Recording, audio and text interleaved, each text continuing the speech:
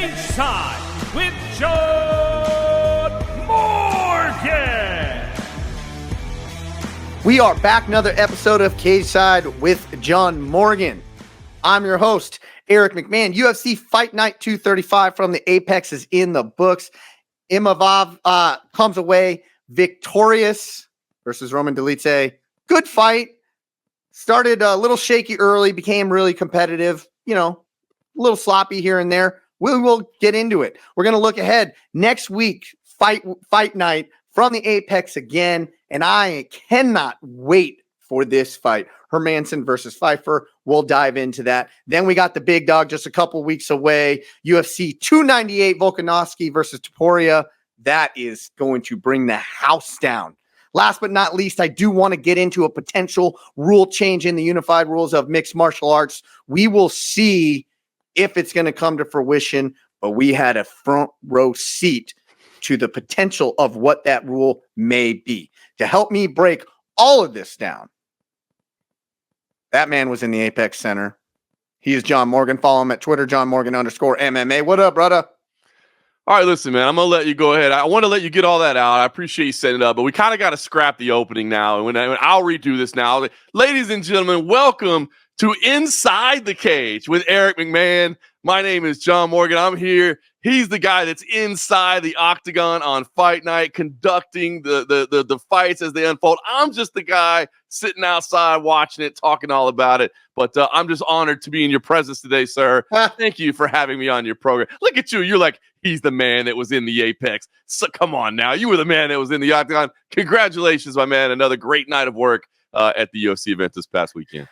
Man, it felt good. I guess technically we could say I already worked UFC fights, but Contender Series, like, it didn't have those three letters behind it. Right. UFC, right? And it was a big deal to get licensed in Vegas. It was a huge deal to be able to to get asked to do Contender Series. And then for this to be able to actually then now say I ref in the UFC, that was, it was special to me.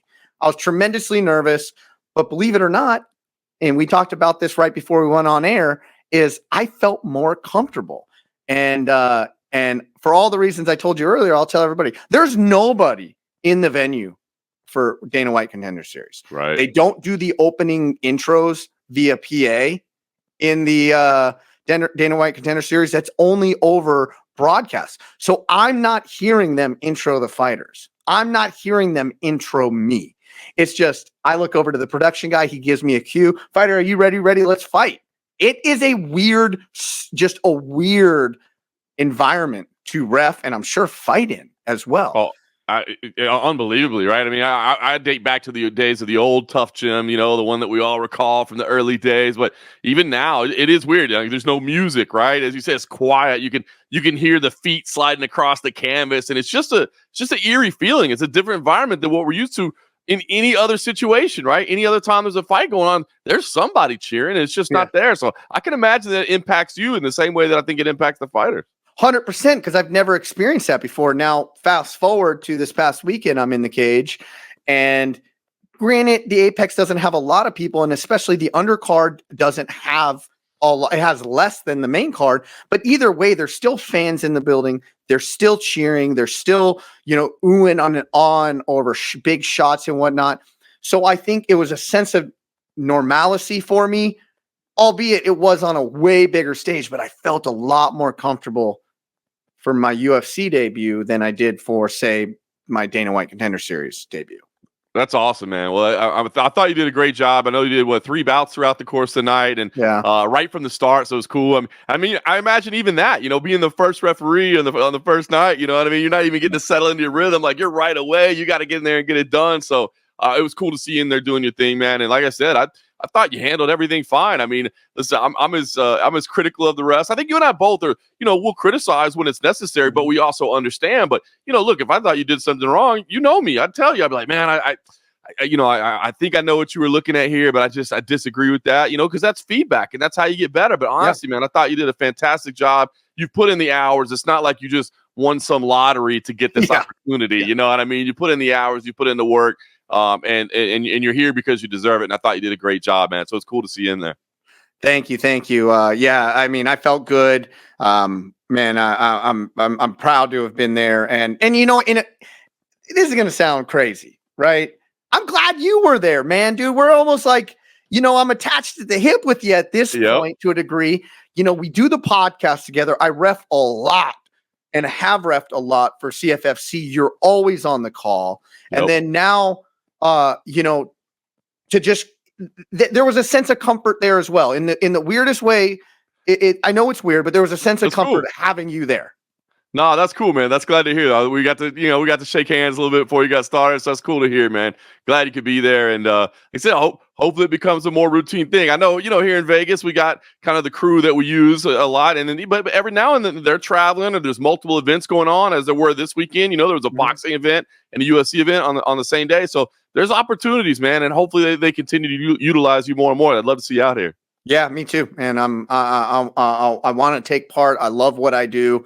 So yeah, it's good. And I knew that first fight. Of course, they give me the heavyweights. Hey guys, I was gonna say they put you to work right away, right? I memean, they had a couple fouls in there, and you had to be on your toes right from the start. And it's like, hey, heavyweights, please follow my instructions, because if you choose not to, you're 265 pounds. Like, it might not end well for me.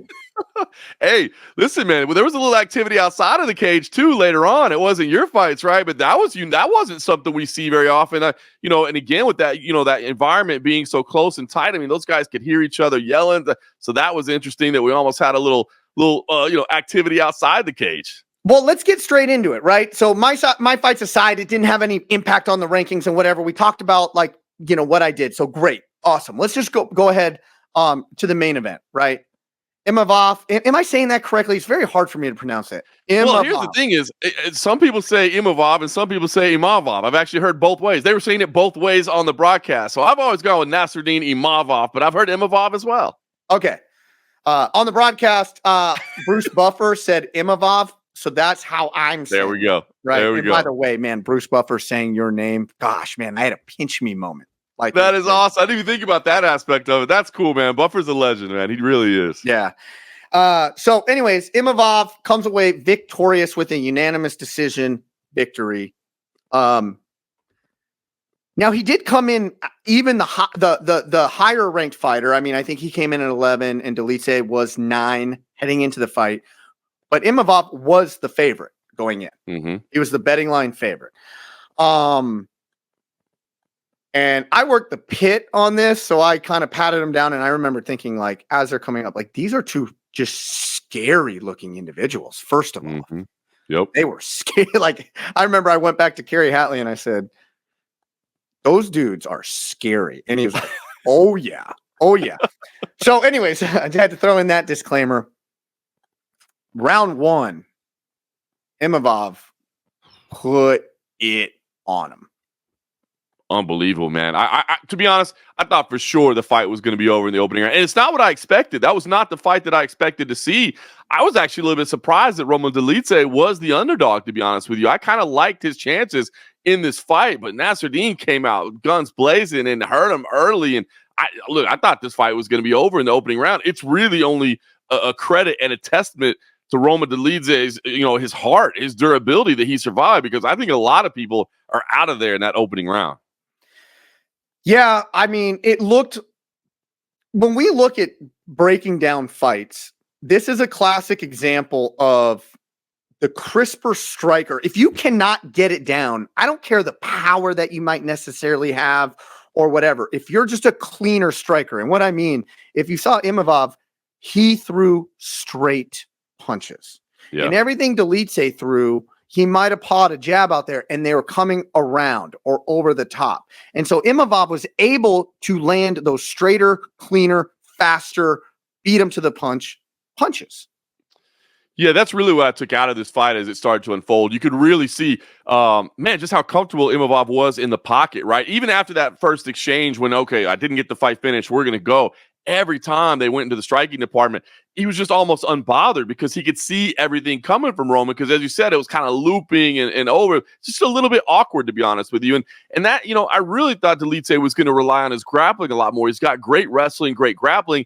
And I don't know Yet, after watching that fight, if that maybe is a result of how hurt he was in the opening round, that maybe he was just kind of on cruise control the rest of the way and really wasn't actively thinking about what he needed to be doing, because it seemed to me either a lack of game planning, or maybe I just need to give more credit to Imavov's defensive wrestling, because he was really never able to utilize the offensive attack that I thought Dolidze would be able to do. So it was just a really solid performance from Nassourdine. He hurt him early, comfortable in the stand-up department, no grappling concerns whatsoever. Just a really a thorough victory, save for, a little glitch in the logic there as he fouled and nearly got himself disqualified.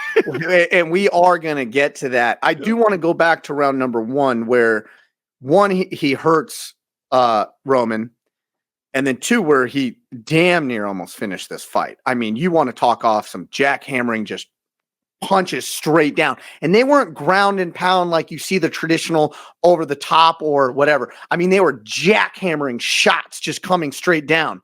And, let's recap it. He shook off on 2 or 3 occasions really early. And I'm not even going to say it's a takedown, because I really didn't see Roman attempt takedowns in the whole fight. So if you're saying, did he get hurt and he wasn't able to take him down and he was on cruise control, I might push back against that, because when he wasn't hurt, he did the same exact thing. And the same exact thing was he tried to push him up against the cage and would grab either over under, or a lot of times he was able to get that double under, but he never switched levels to really try and take him down, which then, Imavov, literally, you see this not all too often. A lot of fighters will try and pummel and come in. He literally came up top and just would push his face back and create the space, right? And make it tremendously uncomfortable for Roman. And then that's how the separation would come. The separation came, bing, bang, boom, drops him, and then gets on top and just hammers him. And here's where Herb Dean is a phenomenal referee. And me and Herb broke this down specifically, because he came to me after the fight and he's like, this went the whole way, but what did you think about that exchange? This is what we do. We corroborate. Yeah, I think that's how you say it. After the fights, and we kind of give each other feedbacks. And so, some of the refs were like, you could have justified stopping it. And I made the point. I said, if you saw what I saw, I wouldn't have even thought about it, because this is how tough Roman is. Roman was trying to invert for a knee bar the entire time. He's getting probably about 20 punches clean to the face and the dome. And Herb's like, that's what I saw. If you're tough enough to try and improve your position and not block the shots, then I'm willing to give you that opportunity. Yeah, I completely agree with you. I was thinking, as that round unfolded, credit to Herb Dean in there, because I think maybe some less experienced officials, maybe might have called it off. And I thought he deserved a lot of credit. It certainly was taking some damage. There's no question about it, but not the kind of damage that concerns you, where you're like, oh my gosh, what's he doing? There's those times, and I'm sure you've been there, where you're sitting cage side and you're just like, whether you're there as an official or not, and you're yelling, stop the fight, because it's, you're scared for the guy. And that wasn't the case here. And hey, look at the judges that were on this. I mean, 3 of the most seasoned judges in the game, Derek Cleary, Sal D'Amato, Ron McCarthy, only 1-10-8 out of the 3. So I think that stands to Herb Dean's credit as well, that, no, listen, this was not as bad as potentially it may have looked. And while it certainly, had he stopped it, I don't think a lot of people would have complained, because it was in a position that he could have. But I agree with you. I think Herb was spot on here to let that fight go on. And the fact that it went another 20 minutes after that, I think, you're not supposed to use that as justification for your decision, but it's a nice little piece of evidence to say, like, look, he was okay. He battled back for another 20 minutes. The 10-8 I did want to touch on, because listen, this is where criteria gets muddied. Okay. Was it a fight ending sequence? Yeah. It was as damn close to a fight ending sequence as you can get, right? Yeah. Without it really ending the fight. Could Herb have stepped in? Yes. Could have. All the writing is on the wall for a 10-8 there. It literally is like textbook. Here's the writing on the wall. But here's what we discredit. It was very competitive up until that point. Then it became progressively competitive throughout the rest of that round. So it's like Roman almost earned back the 10-9 when it was a clear-cut 10-8. So I don't think, listen, you can nitpick everything, but I'm okay with a 10-8 there, and I'm okay with a 10-9 there. Yeah, I'm glad you said that because I was kind of on the edge of either way as well, and I think that's one of those rounds. I mean, you know that the judges, and for people that aren't aware, the judges, the officials, they review these things. They're study, right? And rounds are picked out. I think this would be a good round to throw into those one of those monthly tape studies of, hey, what do you think on this? Because I think it is. Yeah, it's got to be in there. It should be in there, and I think this would be a good one for discussion. So I tended to lean 10-8 on my own personal scorecard, but I was right on the border where I was like, right when the scorecards came in and I saw them, I didn't look at it and say, oh, that's ridiculous. That was a clear-cut 10-8 because I don't think it was. There was heavy debate. There was heavy debate afterwards, and never anybody saying anybody was wrong, this, that, and the other. I don't want to pull the curtain back on this subject too much, but there was heavy debate, and it will be talked about moving forward. Now, it had no bearing on the fight. Let's be honest, right? That round didn't have a bearing, and so for that reason, we're good. But from an educational standpoint, and I think this is a problem in the way things are worded, and I don't think you can maybe necessarily word it any better. This particular situation could have been an outlier in the standards and regs of the way it's written. Did they have duration? Yeah, he durationally had the better exchanges throughout the whole round.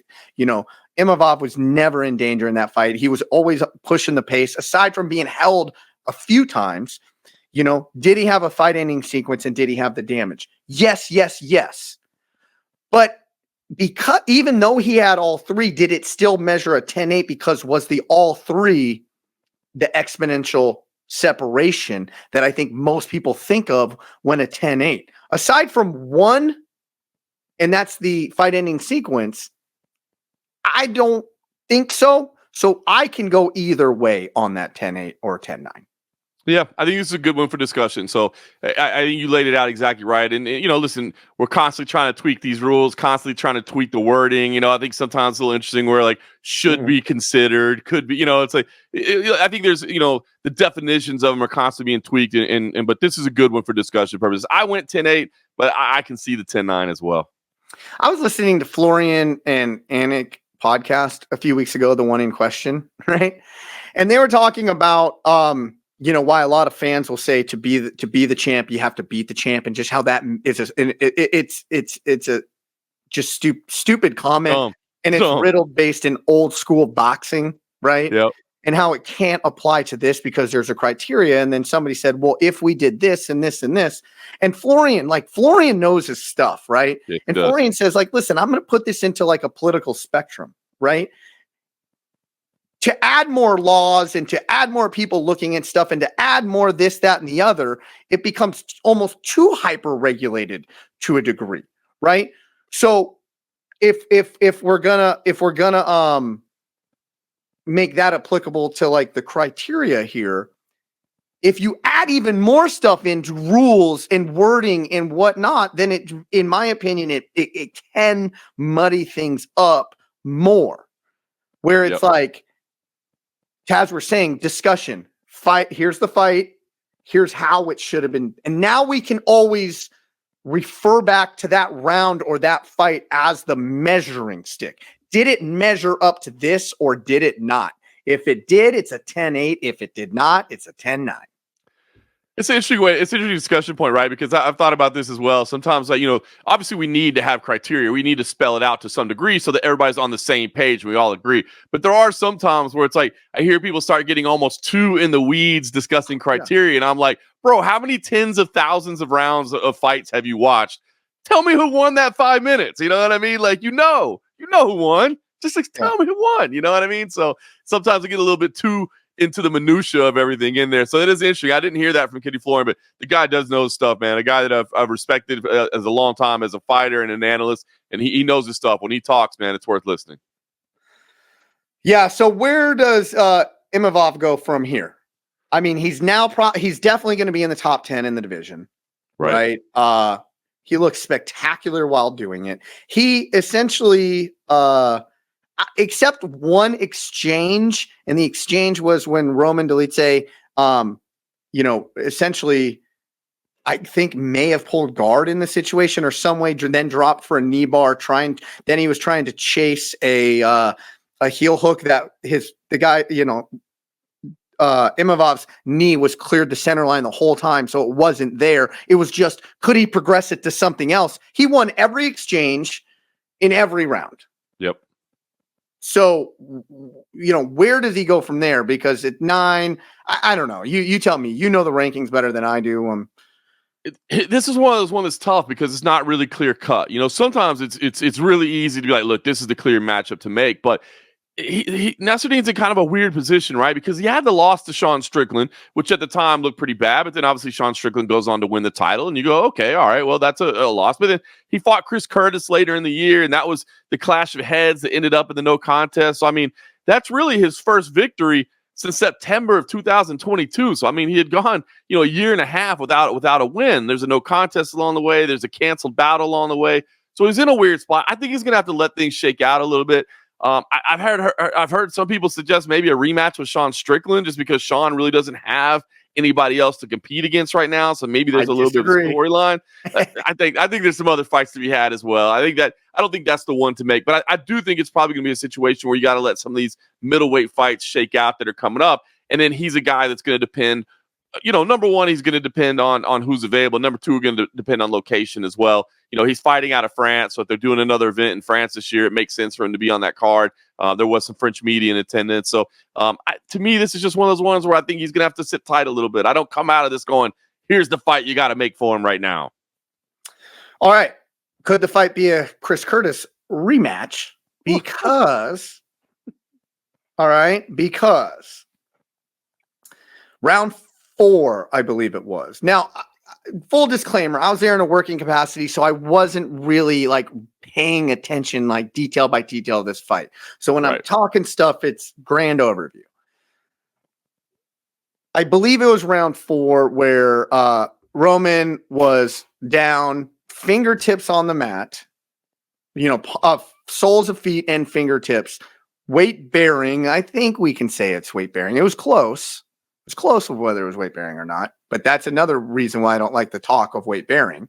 Right. Because I saw online a lot of people are like, that wasn't even weight bearing. But what's weight bearing? I don't even want to have that discussion right now. Yeah, we've had it at. How do you know? I mean, because you can put, I would say you could put your fingertips right now. You can take your fingertips and you can press them on a table in front of you and press down, and you're bearing weight. But it's not like we've got some kind of pressure pad on the octagon where we can measure. You know what I mean? Was there any force going downward? So it's damn near impossible to really know whether it's weight bearing or not. Yeah, it's so subjective, right? Because a lot of refs will say, well, it's weight bearing if you kick that leg out and he falls face. Roman would not have fallen down if you would have remove that hand. I don't think so. But by the technicality of the rule, it was a weight bearing, and Imavov lines him up, boom, kind of punk kicks him in the face.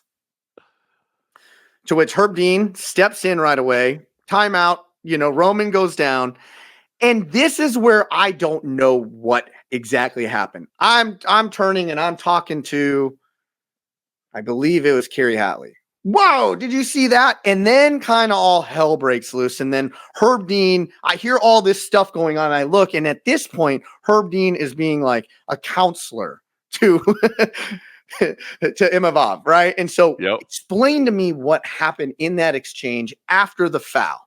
All right. Well, first of all, I do have to point out that if you go back and watch the replay, the look on Herb Dean's face is hilarious because it's like, did you really just do that? That is illegal as it gets. He looks like he's just annoyed. They're like, are you serious that you just kicked this man in the face? And then Chris Curtis, who again, we just mentioned, there was the no contest. There was the clash of heads. Chris Curtis started yelling. Now, I was on the opposite side of the cage as Chris Curtis, so I didn't hear exactly what Chris Curtis is in Roman Dolidze's corner. Correct. Chris Curtis is part of it, not just there. I mean, he is actually part of the corner, right? So he's there, in a legal capacity, and he starts yelling at Nassourdine, and I don't know what was said. I don't even know. I mean, Nassourdine speaks some English. It's not his first language. I don't know if he necessarily understood it or maybe there was just some bad blood. Because listen, man, no contest, man. You lose half your purse, right? You're not getting that win bonus. So I'm sure there's some frustration. And as we said, Nassourdine was coming off the loss, and he had a canceled fight after that. So I'm sure he doesn't like Chris very much. And Chris is kind of chirping at him. Chris doesn't mind talking to anybody. And that's when Nassourdine kind of charged over at the side, like maybe he was going to jump over the side, or maybe he was looking to engage. Definitely feels like he was hot. Super hot, right? And Chris Curtis, that man is not backing down from anybody, right? So he's just like, whatever, let's go. If you're coming, come on with it. And that's when you said it. Herb was like a counselor, and Herb did a great job of positioning his body correctly and preventing this thing from getting any further. And it started to get real tense for a moment. And it dissipated really quick, because then on the other side of the cage, Nassourdine's corner stands up like, oh, well, hold on. If our guy's going to go to battle, we're coming to battle with them. And so it could have gotten really bad. UFC security deserves some credit. They ran right over there as well to help kind of calm things down. Executive Director Mullen hops out of his seat and he runs to the cage door in case he needed to do something. Now, everybody didn't have to interject anything into there as well. Now, here's the question that I do have, because I saw this. I saw someone in Dolidze's corner, like literally slapping on the cage while Herb is trying to rip Imavov away. Do we know who that was? Because I don't think it was Chris Curtis. Interesting. I did not see that. I know Eric Nixick was in his corner. I didn't see who else was. And it could have been just like, hey, calm down. Yeah. And maybe Nixick didn't want to see it get out of control. I noticed Eric's seemed to stay the most. I mean, Eric, obviously veteran cornerman, well-respected coach. He seemed to be in control of his emotions and trying to calm everybody down. I don't think it was him. Didn't see who else was in there. So I did not see that. I think at that point, my attention had turned to Nassourdine's corner, because Imavov's group was standing up as well, and it looked like they were ready to go. And I was like, oh no, this is going to get out of control real quick, because, they're controlling one side and now the other side's going to leap into action. Here's going to be an issue. Fortunately, it didn't, but it as you can attest, you were in there for a brief second. It felt a little hairy, like, uh-oh, this is going to pop off. And luckily everybody involved was on top of it, and they got it settled pretty quick. And it was weird because, and I want to put my first person into it now, right? Because I didn't see the initial exchange, because I kind of turned and started talking about, and that's what us nerdy refs do. We're going to talk about what the infraction was. Right. So me and Carrie turned to each other right away, and we start talking about the infraction. And then we turn back to all this commotion. And Herb Dean is literally walking Imavov to the cage, and he goes, I will disqualify you. You need to calm down. I will disqualify you if you keep this up. And then it looked like Imavov kind of relaxed for a second, and then something else was said again. And then he turned it on again, and he tried to go back a second time. And Herb was like, nope. And at that point, when he tried to turn it back a second time, I'm thinking okay, I'm an official here. What do I need to do?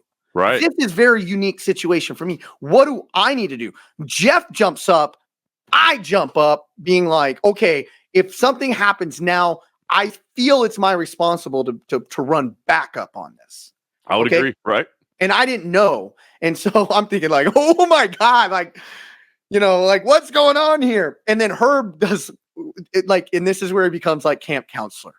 He literally turns him around and says, don't even look over there. That's what he said to him. He goes, don't even look at him. Stay right here. Look that way. Hey, listen, had they continued to engage like that, I mean, he would have been well within his rights to disqualify Imavov with that. So, good on him to take control of it. I mean, as you said, weird situation, man. Not something you see a whole lot of. So for her to be on his toes and to be able to react that quickly and understand, hey, let's calm everybody down. Let's keep this thing going. Spot on. And, I don't know, from TV, I don't know if everybody saw all aspects of it or how it felt in real time, but I'm telling you, there was a hair trigger away. It was a hair trigger away. That's the way it felt to me, man. In the building, I was like, uh-oh, this is about to pop off. And luckily it calmed down pretty quickly. And that's why Herb's the GOAT, man. That is. So that leads you to say that's the fight to make now. Let's put those two together. Because if that's the angle you're going with it, I like what you're throwing out there right there. Let's put some bad blood in there. Like two guys that don't necessarily have clear-cut fights, in the division because of the way their fights have unfolded. Why don't at that point we buy into the storyline, right? And equally as important equally as important, Imavov is so good, but he's from France. He doesn't have a big following. He's not well known by the masses yet, right? We know him as just this killer, right? But he's not well known by the masses. Now, I would say Chris Curtis is more well known. Even though he's probably down in the rank, he's going to be lower in the rankings. And somebody says, well, Imavov doesn't want to go backwards. But I think if you take 2 steps back, it'll help you go 3 steps forward. Well, and let me just say, Imavov was ready to fight him for free on Saturday night. So if he can get a paycheck, you know what I mean? Like, if he can get paid for it, he might as well put together. So I think he will fight backwards in this particular situation. Yeah, but I mean, and it's a name that, could garner him a little more public knowledge. It's interesting, right? Because he said afterwards, I think the media asked him, like, what do you think? And he's like, I'm not really that interested in it. We had a chance and, they offered the rematch right away. And he said he wasn't interested. So because of that, like, I don't want to do it. But, if you said, hey, co-main event in Paris, something like that, I mean, I think that piques the interest. You know what I mean? Like you said, there's built-in storyline. It is somebody that, to your point, has a little bit more of an awareness with the fan base. And so I think it'd be a good matchup. So I kind of like where you're going with that, man. To be honest, again, I said I don't see anything that it has to be. So if there's nothing that it has to be, why not go with something that just is going to be kind of fun, Yeah, and heading into the weekend, there's not a big disparity in the rankings. Imavov was 11, Chris Curtis was 13. Right. Run it back. We all want to see it. If you watch Saturday night, then you probably would like to see that fight happen. Oh, man. Job done. Matchmakers, you're welcome. There you go, man. All right, now let's look ahead. This coming Saturday, we have Jack Hermansson versus Joe Pyfer in contrasting styles. I love it. I think this is a fun fight style. This is old school to me, right? I mean, everybody's well rounded these days, of course, but if you're looking for old school striker versus grappler, man, I think this is the fight. I truly believe Joe Pyfer is going to be a superstar.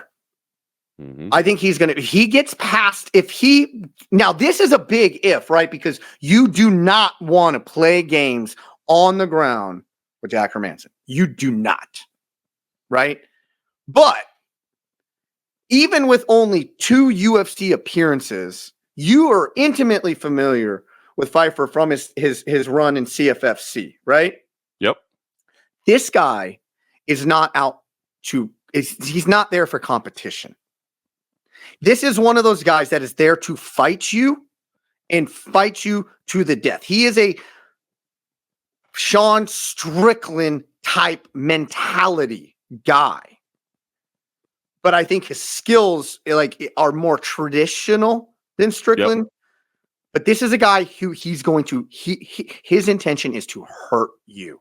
And that's why I think fans are going to love him. But it's going to take getting by Jack Hermansson this weekend, because if it goes to the ground, that's a big, tall order. This is a big, big challenge, right? I mean, it's, you're unranked and you're fighting number 10. So it's a big opportunity, right? And it's a guy that I think Pyfer is probably going to look at and say, look, I think my striking is better. I see the path to victory here. And there is that path to victory. But Hermansson has that ranking for a reason, right? I mean, he's been up there at the top of the division for a long time, man. He's seen everything. He's fought everybody.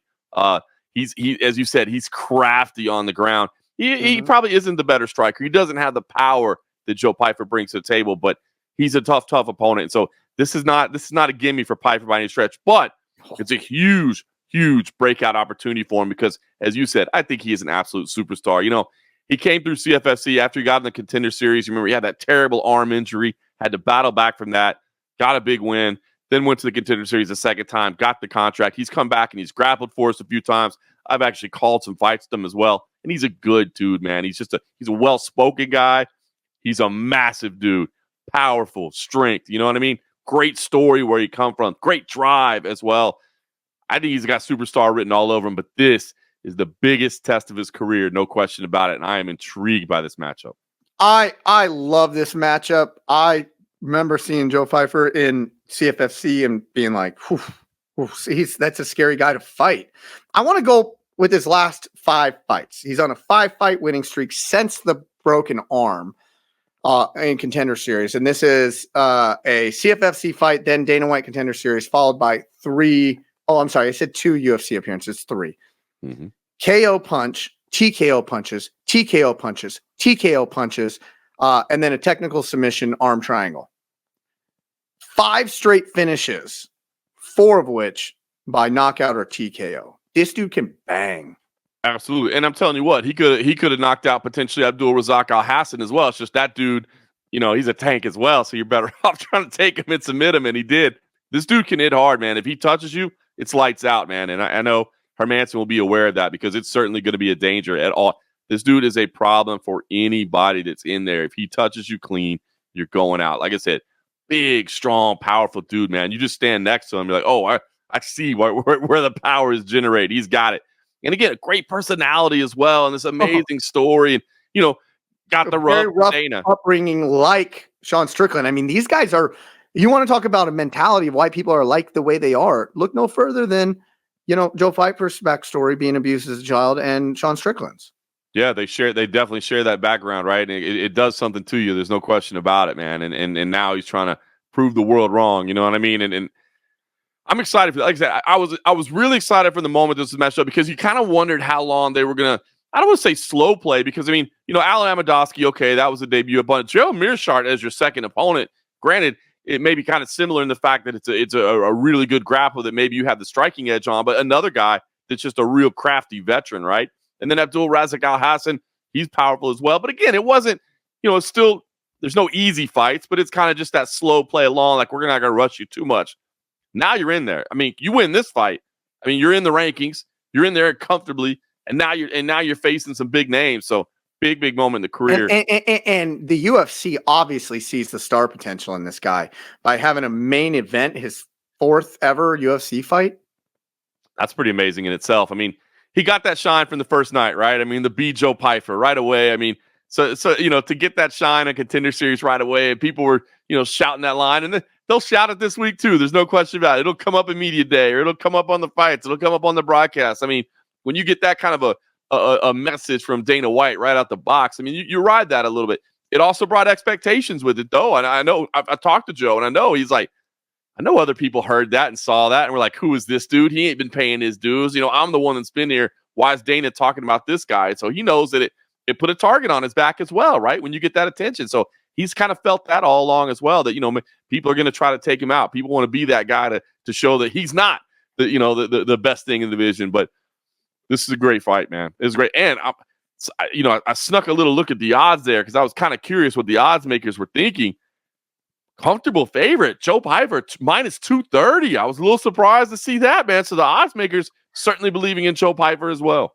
Yeah, I mean, that may be a little high just because of the experience level. But, yep. I mean, I don't listen, I think common opponents, not common opponents, but, what certain people did against opponents. Let's take Hermansson's last loss, which was against Roman Dolidze, and he got knocked out. Yeah. Right? And we just said that the crispness and the cleanness of his striking wasn't there against Imavov. And now you're taking, and so Hermansson gets knocked out there, and now you're going against a guy who a lot cleaner striking. I don't know about the power, because I'm sure just from the look of Dolidze, he's got tons of power. But I know Pyfer has tons of power, and I know he's going on every shot. He is trying to deliver all of it. No question about it. Yeah, he's trying to knock you out with everything he throws, man. It's funny. Jack Hermansson actually, through a chance, I actually called one of his fights before he made it to the UFC back in 2016 over in Italy. It was actually me and Michael Chiesa that called his fight. So I've watched this guy, from the time he was on the European regional scene. And you're right. When that Roman Dolidze loss, especially after this past weekend, really doesn't age very well. But I just want to make sure that people understand. Listen to this run of opponents. Again, consecutive opponents. Before Dolidze, it was Chris Curtis, Sean Strickland, Edmund Shabazian, Marvin Vettori, Kelvin Gastelum, Jared Cannonier, Jacare Souza, David Branch, Gerald Mearshart, Talis Leites, Thiago Santos. I mean, this dude has had a run in the UFC. So he's seen everything. He's going to be aware of everything. But that one-shot power of Joe Pyfer, man, it's a game changer, and he certainly got it. So I was a little surprised to see the line, but to your point, I mean, I do understand it. I was like, wow, man, I guess people really do believe in him this much. And this definitely can be, if he hadn't come out already, because I don't think a lot of people know Joe Pyfer yet. I just don't. Right. This could be his coming out party. And I have a feeling that by giving him this main event, if he is to come out of here with a KO victory, get on the mic, like I know he can. Yep. Be that brash, bravado, I don't give a F type personality that he has. I truly believe that this is a guy that the UFC can put a rocket ship on his back. I agree. I wholeheartely agree with that. This is the opportunity. I mean, look, if you're a fighter, all you can ask for is opportunities like this, right? I mean, the UFC, these are real fights. They can't do everything for you. They can't guide you. They can't guarantee results. And so that's why sometimes, people talk about the difficulty in building stars. Well, it's because it's not scripted entertainment. You can't guide them exactly where you want them, but you can give them opportunities like this. And right now, a main event against a well-known opponent who maybe, does have some tendencies to that rally in your favor.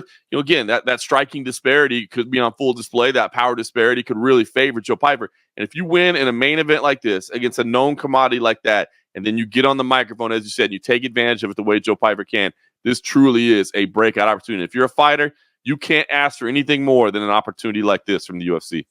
Yeah, love it. Now, just a few weeks away, we got 298 Volk versus Topuria. Can't say that I'm excited for every pay-per-view. I'm very excited for this one.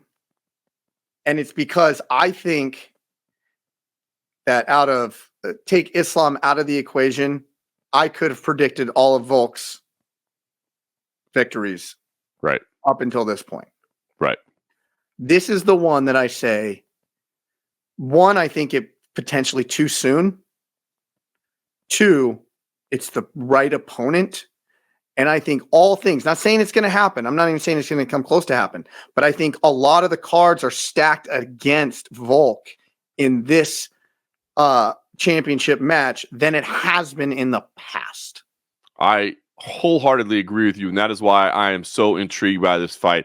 I think Ilia Topuria is maybe a guy, you talk about people maybe not knowing who Joe Pyfer really is. I think Ilia Topuria is the same way. I think maybe a lot of people might not really be aware of who this guy is and how good he is, and maybe if they do know him, maybe they're even off put by him a little bit, you know what I mean? Because he's got some brash bravado, he's got a little swagger, he doesn't mind telling you who he is, and that might put some people off because they might say, what have you really done? Who are you to have this type? But this dude is good, man. This dude is really good. And I am intrigued by this fight. I think Ilia Topuria could absolutely win this fight under any circumstances.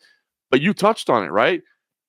Pretty quick turnaround here. We're talking 5-6 months, not even that, 4 or 5 months since the last. I mean, it was a bad KO. I mean, let's be honest. Yeah, not even 4 full months. I was giving myself too much credit. I thought it was 5 months. It's less than 4 full months after a really bad KO.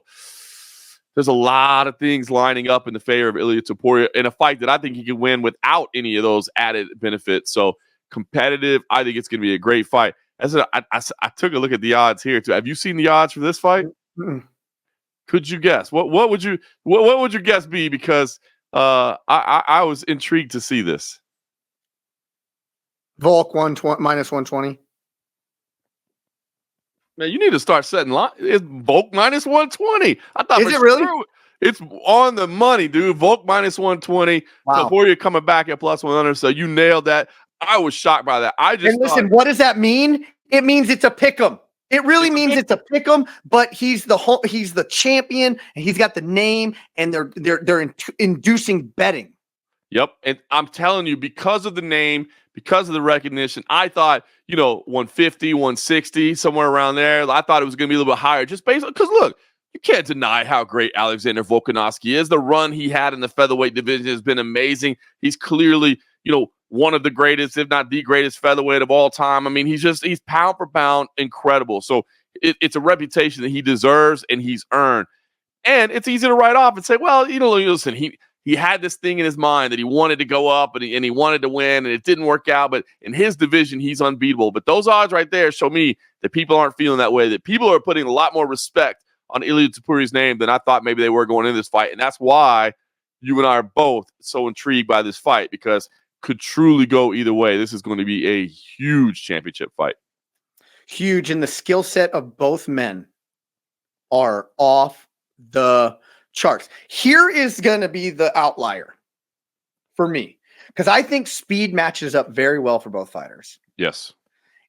Is Volk's like freight train type power in every position, striking, takedowns, holding them down,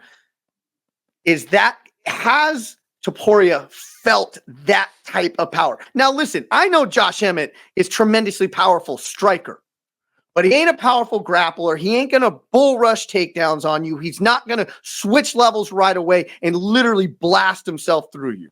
Volk can do that. And then he's so good and so strong on the bottom that he can, if he can't out technique you on the ground, he can out muscle out of that, right? And he can out athlete you there as well. That's going to be the tell for me. Can Topuria handle that type of raw athleticism and power? Yeah, I agree with you, because, I'm sitting here looking through his past opponents in the UFC, and you mentioned Josh Emmett, and you're right, exactly. Powerful in the strikes, but not powerful in the same way that Volkanovski is. Bryce Mitchell, you think of him as crafty and slick, not powerful, right? Yeah. Jai Herbert, a little bit of that, but certainly not on the elite level. Ryan Hall, just a one-of-one kind of guy. I mean, that guy doesn't match up to anybody else. Damon Jackson is a big, powerful grappler, but that fight was over in 2.5 minutes. You know what I mean? Yusuf Zalal, speed as well. So, I mean, you're right. It's going to be a big question mark here, but gosh, man, I believe Topuria has the skill set to get this done. This is one of those wins that if Volkanovski pulls this thing off, I don't even know if he's going to get enough credit for it. It's easy to be like, well, yeah, Topuria was undefeated, but he really hadn't been tested. He hasn't made his way up the rank. Know how good this guy is, and to me, skill for skill, and this is not discrediting Max Holloway, but I think skill for skill, all around, this could be his best opponent, and I'm putting Islam in there. Skill for skill. Because I think Islam is really, really good. He's really powerful. He's bigger, stronger, as fast. But I don't think, he's a great wrestler holding down. Skill for skill everywhere. From everything I've seen out of Topuria, this guy is so good. That's why the question is big. Can he handle the raw power and athleticism that Volk is going to bring to the table? And is Volk going to be there after the KO? And that's why I think the line is so close.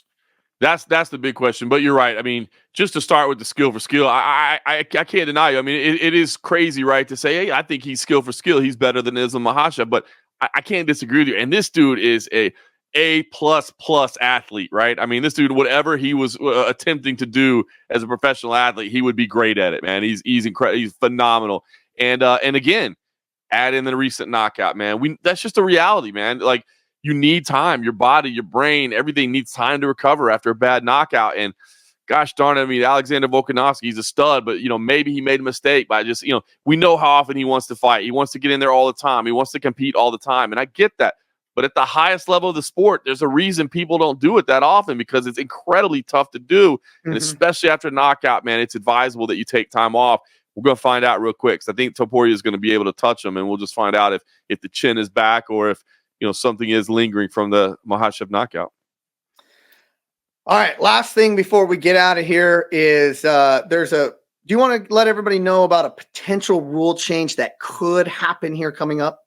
Yeah. So this thing is already been through the rules committee with the Association of Boxing Commissions, and it looks like it's going to go to the general committee this summer, but it was in play this past weekend, right? And it's basically the definition of the downed opponent and what, how you constitute a downed opponent and what it means. And essentially, the idea is to eliminate the hand from the equation. And we touched on it a little bit earlier. There's different definitions all across the country in different commissions. And, some have even gone so far as to say, like, if your hand is down, it has to be weight bearing. There's some commissions that say it can't be your fingertips. It's got to be your fist. I mean, there's all, and basically the idea is just eliminate the idea of a hand being involved in it at all, so that it eliminates that aspect of, the quote unquote playing the game, right? Where a guy is in the clinch, maybe he's up against the cage and he's bent over, and in order so that he doesn't get kneed in the head, he'll just reach down and put his hand on the ground, and that'll constitute him getting protection as a downed opponent. And we've seen it. I mean, we saw it this past weekend that, it makes for some difficult situations for both the fighters and for the officials as well. And so the idea is, hey, man, let's just make this thing a whole lot simpler. Let's eliminate the hand from the equation. If you're down, it's because you're on a knee. It's because you're sitting on your butt. It's because you're laying on your back. It's anything other than the palms of the feet, but not the hands. And that's the proposal. And to add on to that, yes, correct. But if that hand is down, then the knee to the head would still be illegal, but a kick would be illegal. Yep. And me and Herb Dean and Mark Smith and Kerry Hatley were speaking about that prior to the card this past weekend. And this was kind of consensus about, well, I don't know if a kick should be legal there. Yeah, let's take all of it out of the equation. If the hand's still down, I don't know if a kick should still be legal there, because if you're worried about you can generate more power with the knee than you can with a kick, we don't necessarily agree with that, because there's a lot more leverage and torque coming through with a kick, because you can switch kick it right there very fast. Let's just hypothetically say some guy is down in that prone position, soles of the feet down, and a hand, call it one hand, two hand, however you want. And we've seen it all the time where people will push somebody and base their hands against them to throw a knee to the body. Right. If you're in that position, you tell me you can't get a lot of torque by switch kicking right there? A ton. I mean, ridiculous amounts of power. Go watch the tape this past weekend. Yeah. In that position, that could have been devastating. I mean, he just kind of threw one out there, but that could have been absolutely devastating. So, yeah, it's interesting. I'm interested to see how this thing plays out. Again, I think there was some things going around online that people thought the change was already made. It has not been made yet. It'll be before the committee this summer, and there'll be votes on it. I'm interested to see, kind of how the debate goes, kind of how the discussion goes. And that's going to be at the conference, and I will try to attend that one. So. I'm going to try to as well, depending on how the schedule plays out. I'd love to be there. I enjoy being that and seeing that unfold and being around it. It's a good chance to catch up with people as well, but it's a good chance to just make sure you're on top of it, you know what I mean? And that you're really as plugged in as you can be and dialed in, especially like last year when it's in Vegas. I mean, there's no excuse not to go. This year, it won't be here, so I might have to do a little travel, but I'd like to see it. My biggest thing out of this is, because I'll be honest with you, the definition, I don't know if I love the rule exactly as it is stated. I don't know that there may be some more changes that might be necessary to it. I don't know that the rule that the Rules Committee came up with is the perfect quintessential rule. But what I do know is that I really would like for everybody to get on the same page. I just would like to find a way for all commissions across the country to have the same rule set, and then if you write it into the rule, and there's some that'll say, well, we have to adopt it and we have to change it. I don't know if you could write it into your rules where, our regulations state that if the unified rules change, ours change immediately along with them. I don't know if that can legally be done or not, but I would just like to see everybody on the same page, because I think it makes it easier for fighters. It makes it easier for fans watching. I mean, imagine, and definitely referees. To be number one, the officials, especially the traveling officials, like how do we know how chaotic and how fast everything is unfolding. And as you're making those split second decisions, one of your decision making factors should not be, where am I right now? Which commission am I in right now? Like, you should just know, I'm in the cage, we're competing in mixed martial arts, and these are the rules that I have to enforce, not change it every single time if you're going from different place to place. But again, even as the fans, you know what I mean? Like, as a fan, can you imagine if you're watching the NBA game and you're like, isn't that a foul? Nah, bro, you're playing the Mavericks, bro. In Dallas, that's not a foul. Dallas, today, elbows to the face are legal. You know what I mean? Like, how does that work out? Like, if it's a foul, it's a foul. That's one thing I've never been able to wrap my head around is why can't we get all on the same page? Do you not realize how ridiculous that is, that it's a foul depending on where you go and it's not in others? Like, come on, no other sport does that. Here's one. I don't want to give my opinion on it because I think it's a controversial subject right now, but I think pure consensus, and I would like to see this rule change. I'm fairly confident it's going to happen, too. It's the 12-6. Oh, yeah. That needs to go away. And I'll tell you why. Heaven to hell, boom. Actually, I can't even get pure 12 to 6. Yeah, see, I might say to you, that's like 601. You're good. Right. So that's 12 to 6. That's illegal, right? Yeah. But that's not illegal, and that's not illegal. But yet I'm trying to get there. That's illegal. I can't. It's just, and it goes back to like karate guys. Like I saw somebody being able to break 12 blocks this way, and that's where the derivative of it comes from.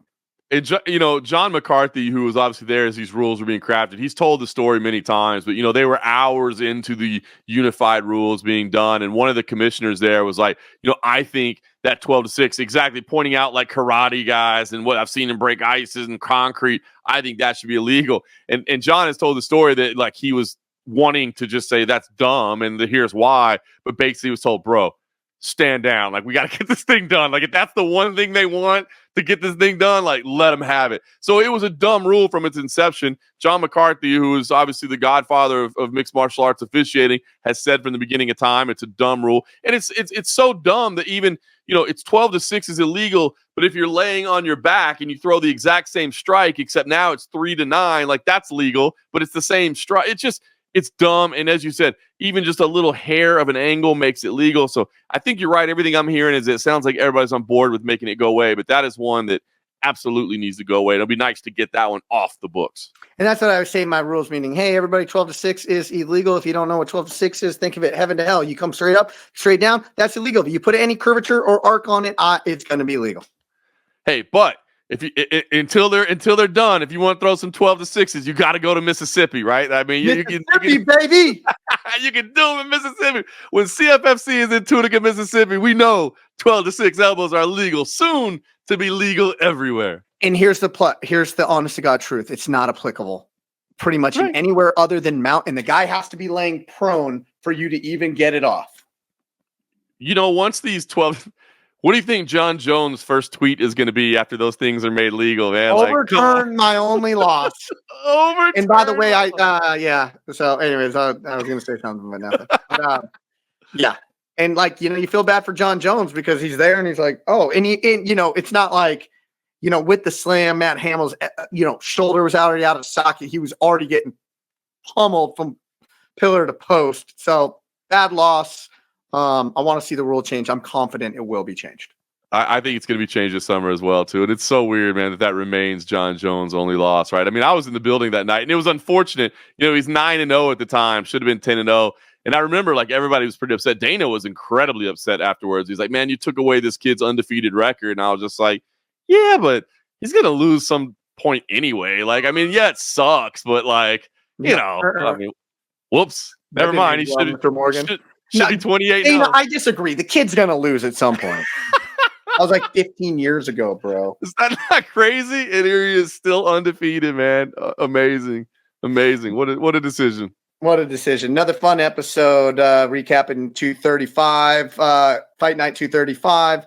Looking forward to Pyfer Hermansson 2 weeks away. 298. Is there going to be a rule change? Is there not? We'll wait and see. For John Morgan, I'm Eric McMahon. Enjoy the fights.